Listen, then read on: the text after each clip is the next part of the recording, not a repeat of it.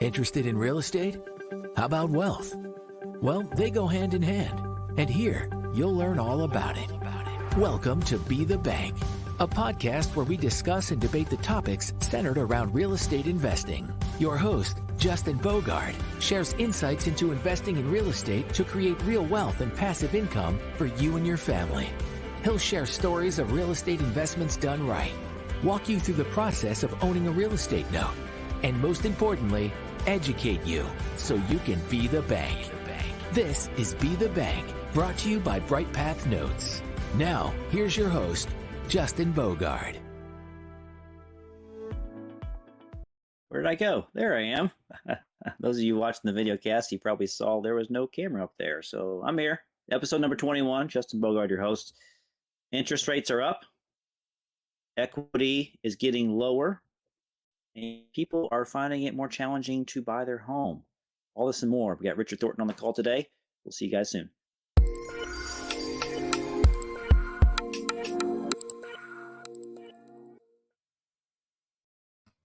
Hey, Richard. Mr. Bogard, how are you, sir?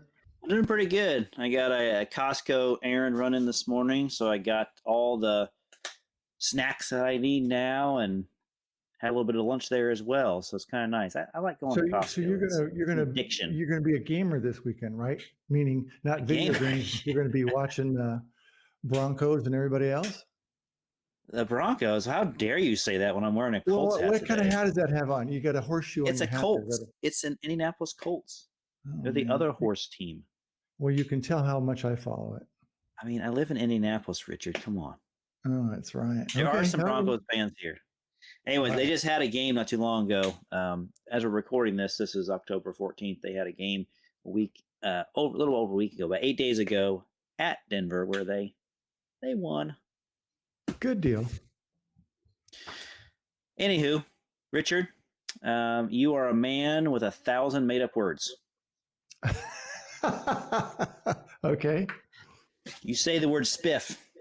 And yes. That word spiff has me thinking, what does spiff mean? Is it in the Webster's dictionary? Is it a Richard made-up word? Is this a note term that I've never even heard of before? And we were talking offline. This is why both of us are laughing, because I was teasing him and going, is this a real word? Because I've heard you say it a few times, and I didn't want to sound too dumb if it is. So what did you say? The word spiff. Well, so in real estate, a spiff can be a small commission that you get. Mm-hmm. So on the trade stocks, something like that, you're looking for, you might get a price of 101. So there's a premium price, 100 plus 1, and a spiff on top of that. That's beautiful. That's beautiful. Some people call it a kicker. Some people call it a bonus. Richard calls it a spiff. That's right. There you go. Now, I may be the only one, but that's okay. It's legit. It's real. You've set the bar. You have proven conceptually that this is a real thing. So now the word spiff should be used. It wouldn't be the first time all. that wouldn't be the first time that I've been accused of being off of my own world. Not a touch. Yeah, we won't get too far into that. Okay. Richard, what's the interest rate today? I think the 30-year, unfortunately, according to bank rate, is a little over 7%, 7.8, and rising. Okay, 50-year national average 7.77%. Is that right? Something like that. 7.7. I've heard 7.7 and 7.2, but yes, it's right in that bracket. And the Fed is saying, or maybe it's rumored saying, but that they're going to raise rates probably 3/4 on the November 2nd meeting, and then again in December. So we could be over 8% for a 30-year rate closing the year end. And you feel that it's going to go up that much of a jump because of how low we were in the past? Well, because of how low we were in the past, I mean, I think it's pretty common knowledge that the Fed kept the rates low to keep the economy going and also to keep their cost of borrowing down, but also to keep the economy going because of the pandemic, because that was utter chaos for a while. but if you read, I don't know, any of the news sources today, the economy, inflation is not under management yet. OPEC is going to reduce production once again. They're saying that they're going to cut it by another 2 million barrels, which means they are playing to Russia and playing against the U.S., which means that oil prices are going to go up even higher. And honestly, I think we're probably, I don't think I'm too far out there from saying that we'll have, if we're not in a recession already, we will have a recession next year. And so until things quiet down, they've still got to keep the pressure on. Gotcha. That makes sense. Interest rates were low, extremely low, especially during COVID. They'd been low for a while. I'd say probably sub 4% for at least, feels like 6-7 years, right? Right. And so home equity got larger during COVID because the appreciation of home prices just skyrocketed through the roof. Right. So a lot of people took advantage of home equity line of credits, or what we call HELOCs, at low rates. I've seen them, Richard, as low as under 2%, like 1.9, 1.8%. You may have seen lower or different, but that's a really good rate for a HELOC. So definition that I see as a HELOC, or that I've been told, I don't personally have a HELOC right now, but you pretty much borrow against your house, the equity in your house, and the bank gives you a line of credit. And they say, okay, if you have $100,000 worth of equity left, we're gonna give you so much. Let's just say $50,000. Let's just make the math kind of simple here. 50% of the equity that you have built into it, and that $50,000 is to like kind of like a revolving line of credit, except you do have to pay it back, right? But it's on interest only payments. So actually the payment's a little bit lower and more affordable. So a lot of people take advantage of that because the appreciation of their house went through the roof. They fixed their house up. They did some landscaping. They had some things done to it. They did some remodeling. They paid off some debt, some student debt, some credit card debt, anything that was a high interest accruing debt that they had, a liability, and they paid it off. So that's great, right? Except typically paycheck to paycheckers, Richard, they're probably going to end up racking up that credit card bill again, right? Right. That and that HELOC that they got at maybe 2 or 3%. Was probably over a 6-month floating rate or less. And it's right now probably up at 6.5 or 7%. So it's costing them significantly more than when they took out the money originally. Yeah. And hopefully they had a guaranteed rate rate lock for 5 to 10 years. Not with a HELOC. Sometimes they can rate lock for a certain amount of time. Typically what I've seen HELOCs is a year. It's usually a year that they recycle it, and then they figure out what prime is, and maybe under prime or over prime, or however they figure it out. But I've seen the local regional banks that we deal with here. I've seen that. I don't know what the big banks do, Richard. Maybe you have more insight of that. But the local banks here, they were pretty much recycling it every year. Right. So you got to pay it back. You got to pay back that debt that you borrowed. So those that can manage their money, those debt items can be vehicles or can be weapons for you, right? You can go out and you can take care of damage with other high interest earning debt. Pay off some other car loans, camper loans, motorcycle loans, boat loans, anything that was a higher interest rate than what you were paying with your loan that you were getting. You just trim that down pretty quickly. A lot of people leapfrog that AM schedule with the HELOC, right? They just borrow as much as they can. They put it down against the principal. They leapfrog down their amortization schedule. So then they still keep paying their payments, and they're paying the loan back, and it works out great for them because they can shave off, Richard, probably, 10 years or so on a 30-year AM if they do it from the beginning. Right. And I don't want to get us too off track here, but I listened to a very interesting discussion from an economist yesterday. Okay. That actually my own experience bore this out. I didn't realize I was part of something that was more widely known. All right. But he did a report or did a study that went back 30 years and compared floating rates like you would get on a HELOC to fixed, because obviously everybody likes a fixed rate mortgage. Well, when it's a good rate, right? They want a floating rate when it's really high, like the 8%ers, right? Right. But an argument can be made against that, and that's what he was doing. And he said, Okay. look, if you really index over LIBOR or something like that, that's less, and you look at your overall cost on a 30-year basis, if you fix your rate, so let's say your payments were at a lower floating rate, were about $200 or $300, but you say, all right, I'm going to pay $500 or whatever your fixed rate would have been at that time, and you continue to pay that in, not only will you have paid down your principal quicker, but you will have paid far less interest overall, even if rates go up. And my own experience when I had a mortgage, I don't have a mortgage anymore in my house, but when I did bore that out, I paid 2.5% for years when everybody else was paying 6 and 7% on a fixed rate, and I was able to pay off my debt much quicker. So that's just a little note for your listeners to think about. Realize it's not quite on target here, but I thought it was a very interesting point. Yeah, just a little sidebar to that. So you're sawing down the principal, as our mentor would say. You're trying to saw it down as quick as you can with the lowest interest rate that you can. If you can pay more on it, that's all the better to you. As the idea is for you not to pay that much interest, but to borrow somebody else's money to pay down whatever your asset is or whatever your personal asset is, like a boat, motorcycle, car, what have you, a non-real estate type of asset. Right. Yeah. So what else did you learn, Richard? I know you had studied recently one of the people that we respect in the business, and they were talking a lot about what's going on in the state of industry today. We talked about the interest rate, the affordability factor, and things like that.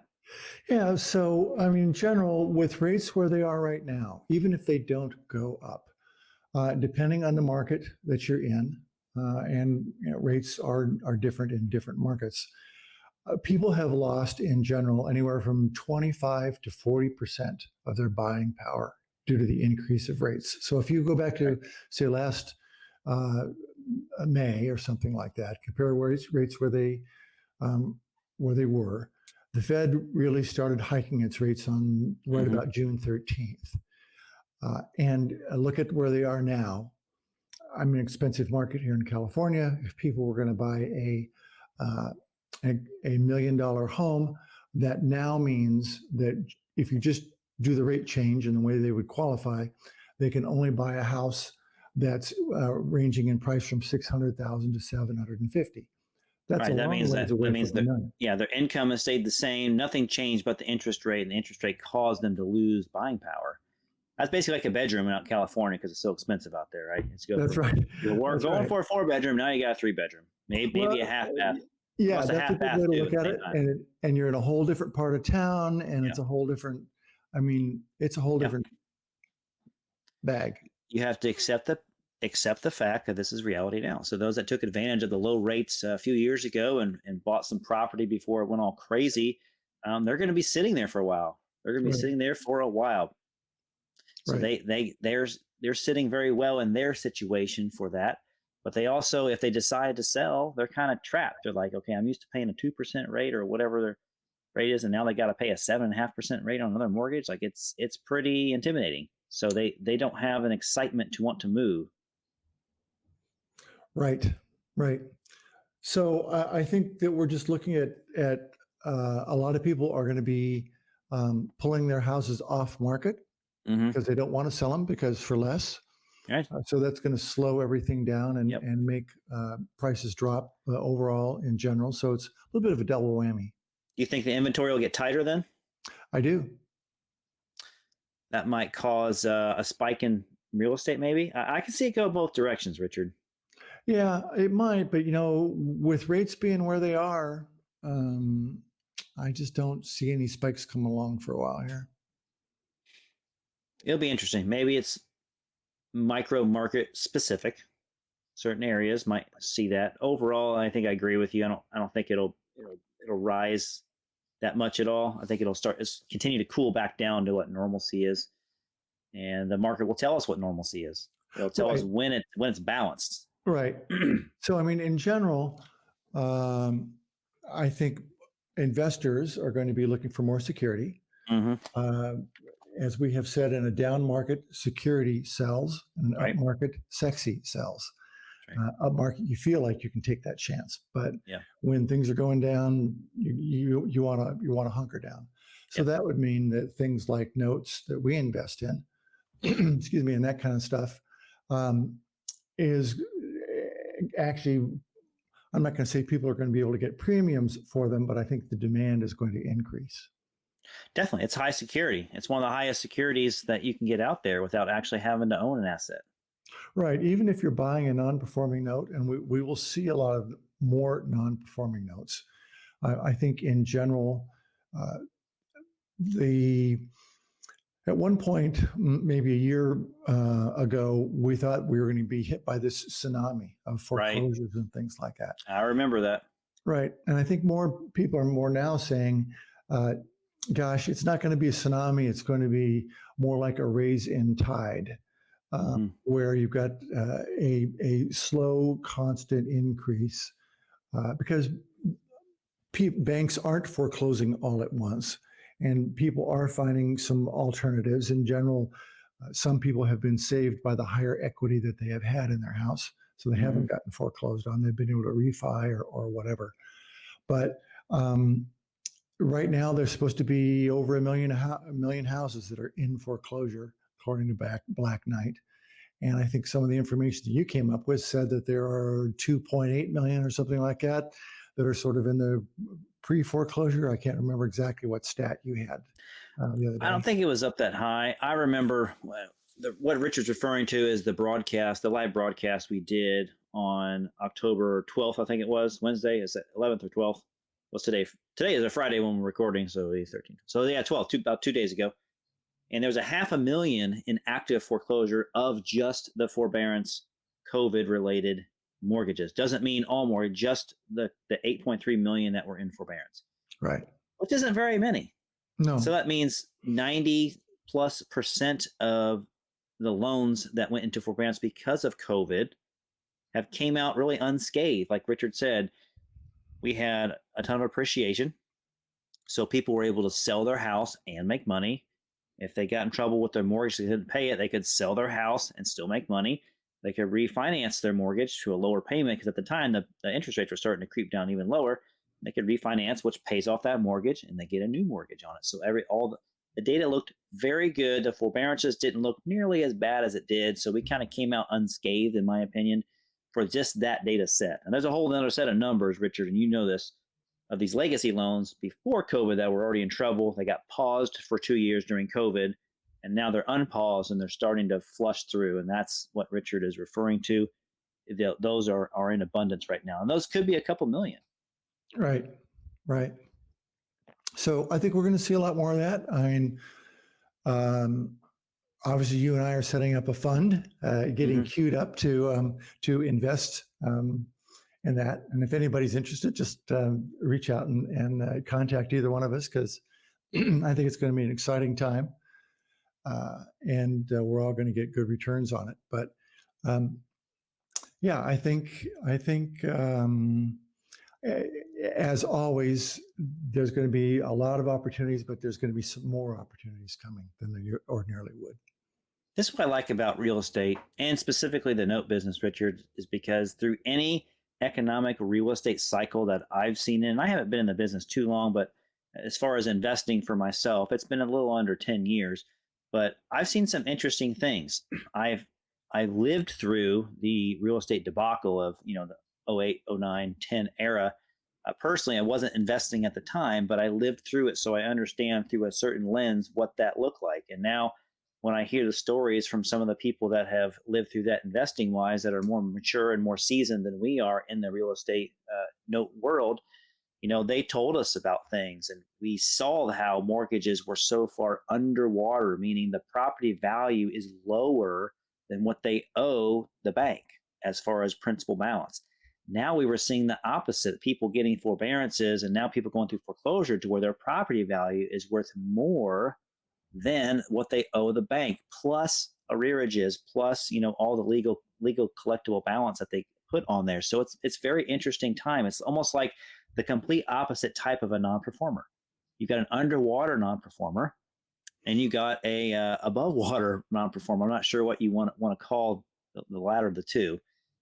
So it's just a very interesting time. So what I'm trying to say, Richard, is that no matter what economic cycle that we're in for real estate, especially the note business, it seems to be always a great place to land your money or have that be a part of your tool and your tool belt to be a part of. I agree. And I think we're in a little bit of a lull now, and that we're, waiting for the market to change. And that's a good thing. I think we've used the analogy of surfing here a couple of times. Yeah. And it's like the surfer who's sitting out there, and if he's not too sure of him or herself, they may take a couple baby waves and just ride those in and get used to whatever the day is like there, and then sit there and wait for those big ones to come in. So I think it's a great time for anybody to get some dry powder, meaning save up some money, pay down your other debts, do whatever you can, and maybe make one or two small investments in real estate or whatever, and get those done, because prices are going to drop for a lot of the notes that we have, and the profits are going to be bigger. We just have to be ready to seize on the day when it's come. It's a little bit of carpe diem. Yeah. Let's get real for a minute, Richard. Want to get real? Let's get real. Let's get real. Okay. If you watch in any investing that anyone does for any type of investing, we're not just talking about real estate and anything. The people that are the most excited, the people that are most anxious, the people that are most new to that type of investing or investing in general, they typically get a little active too early. And so if you notice, if you pay attention to the really smart stock market guys and you go in when they go in, that's the best time to go in.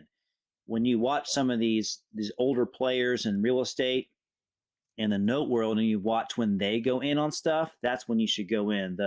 In a game of chess, you want to send like your pawns out there first, right? To get taken out, because that's your pawn. That's your lowest soldier, if you will, on the battlefield.